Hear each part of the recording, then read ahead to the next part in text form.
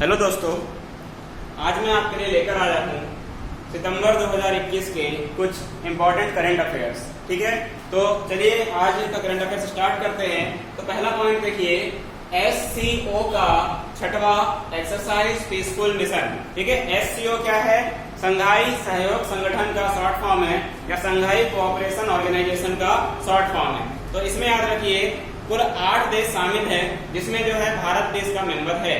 और इसके बारे में हम जान लेते हैं कि संघाई सहयोग संगठन, इसके 8 मेंबर्स हैं और इसकी स्थापना सन 2001 में हुई थी और इसका जो मुख्यालय है वो चीन की राजधानी बीजिंग में है। तो याद रखिए इसका जो एक एक्सरसाइज है या सैन्य अभ्यास है, ये वायुसेना का संयुक्त अभ्यास है जिसका उद्देश्य क्या है? आतंकरोधी संयुक्त अभ्यास, यानी आतंकवाद के खिलाफ एक सैनिक अभ्यास है जिसमें 8 देश शामिल होंगे।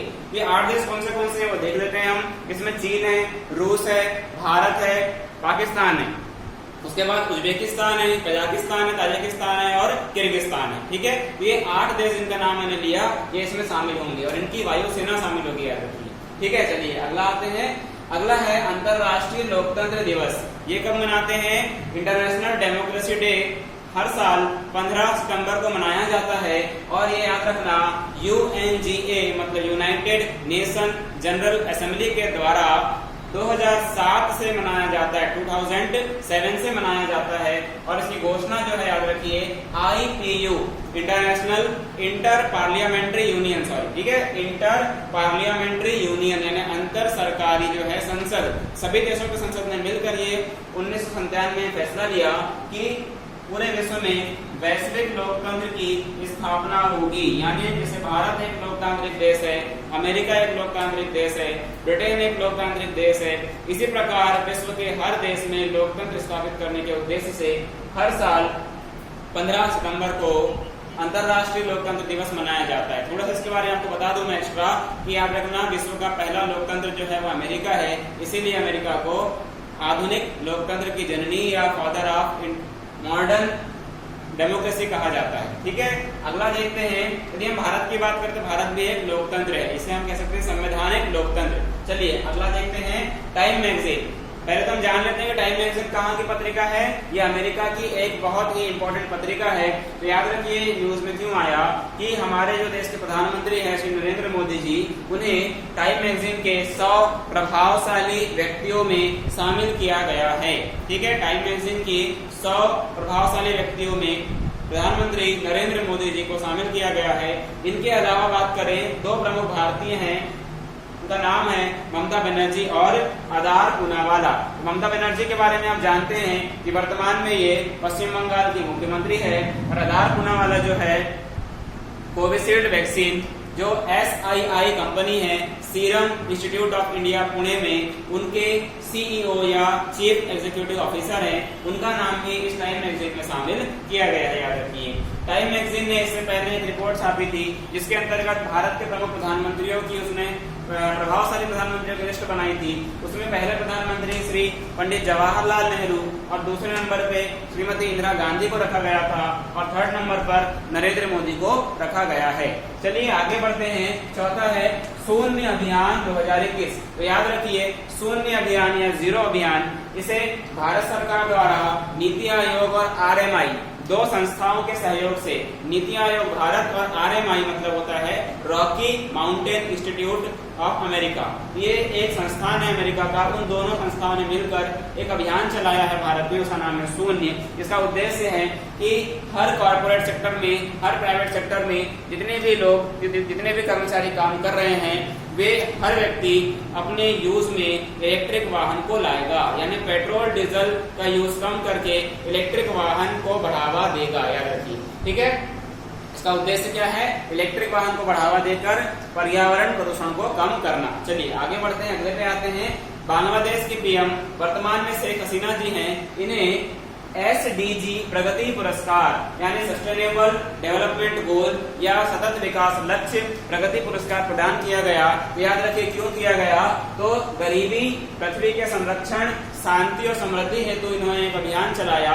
और इनके बारे में एक और पॉइंट याद रख सकते हैं कि बांग्लादेश में कोविड-19 बीमारी से सफलतापूर्वक निपटने के लिए इनके प्रयास के लिए भी इन्हें यह पुरस्कार प्रदान किया गया है। याद रखिए, बांग्लादेश की वर्तमान पीएम शेख हसीना जी हैं और इन्हें एसडीजी प्रगति पुरस्कार प्रदान किया गया है। चलिए अगला देखते हैं, COP26।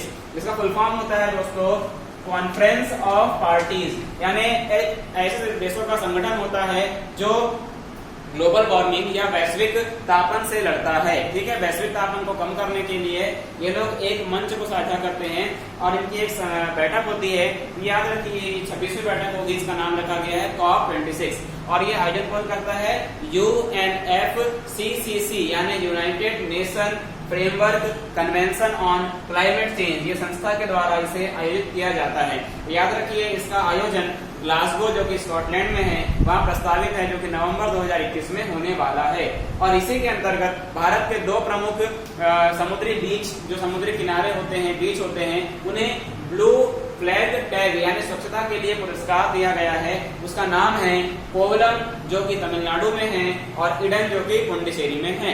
याद रखिए, दो समुद्री किनारों को, दो बीचेस को ब्लू फ्लैग टैग के अंतर्गत रखा गया है। इसका नाम है कोवलम तमिलनाडु और इडन पुडुचेरी। चलिए आगे बढ़ते हैं, अगला देखते हैं प्रमुख दिवस। कुछ प्रमुख दिवस देख लेते हैं जो सितंबर में मनाए जाते हैं। तो याद रखिए, पहला विश्व अल्जाइमर डे। अल्जाइमर मतलब क्या होता है? एक मानव रोग है जो कि हमारे ब्रेन में होता है। अल्जाइमर का मतलब होता है हमारी याददाश्त का कमजोर होना। इसे हम डिमेंशिया भी कह सकते हैं, इसके कारण डिमेंशिया भी होता है। डिमेंशिया का मतलब होता है मेमोरी लॉस होना। धीरे धीरे व्यक्ति की मेमोरी लॉस होती है और छोटी छोटी बातें भी याद नहीं रहती, और एक समय ऐसा आता है कि वो हर चीज को भूलने लगता है और दिमाग पूरी तरह से काम करना बंद कर देता है। उसे हम अल्जाइमर कहते हैं। याद रखिए, विश्व अल्जाइमर दिवस जो है ये हर वर्ष 21 सितंबर को मनाया जाता है। अगला है अंतरराष्ट्रीय शांति दिवस, ये भी 21 सितंबर को मनाया जाता है। अगला है इंजीनियर्स डे, ये भारत का जो है अभियंता दिवस है, इंजीनियर्स डे है, ये 15 सितंबर को मनाया जाता है। हमारे देश के प्रमुख इंजीनियर श्री मोक्षगुंडम विश्वेश्वरैया की जन्म दिवस के अवसर पर यह मनाया जाता है। अगला है हिंदी दिवस, 14 सितंबर। आप सब जानते हैं कि भारत का हिंदी दिवस ये 14 सितंबर को मनाया जाता है हिंदी को प्रोत्साहन देने के लिए। इसके बारे में बात करूं आपके बारे में, तो हमारे भारतीय संविधान में आर्टिकल 343 या 343 के अंतर्गत हिंदी को राजभाषा का दर्जा दिया गया है और 1950 में इसे जो है संविधान में शामिल किया गया। ठीक है, अगला है विश्व ओजोन दिवस। ये विश्व ओजोन दिवस जो है ये हर वर्ष 16 सितंबर को मनाया जाता है। विश्व ओजोन दिवस के बारे में थोड़ा जान लेते हैं कि जब 1987 में मॉन्ट्रियल प्रोटोकॉल हुआ, उसके अंतर्गत जो है ओजोन होल के संरक्षण का विषय रखा गया और उसके बाद से ही ये 16 सितंबर को जो है विश्व ओजोन दिवस मनाया जाता है। आखिरी देख लेते हैं एक पहल अभियान। एक पहल अभियान जो है ये भारत में 15 दिवस यानी एक पखवाड़ा मनाया जाएगा। ये कब से कब तक मनाया जाएगा? 17 सितंबर से 2 अक्टूबर 2021 के मध्य मनाया जाएगा और ये विधि एवं न्याय मंत्रालय के द्वारा मनाया जाएगा। इसका उद्देश्य होगा कि न्यायिक सेवाओं को घर घर पहुंचाने का उद्देश्य से एक पहल योजना विधि एवं न्याय मंत्रालय द्वारा मनाया जाएगा। तो ठीक है दोस्तों, ये कुछ प्रमुख करंट अफेयर्स थे आज के। बाकी करंट अफेयर्स हम अगली क्लास में पढ़ेंगे। तब तक के लिए आप सभी का थैंक यू।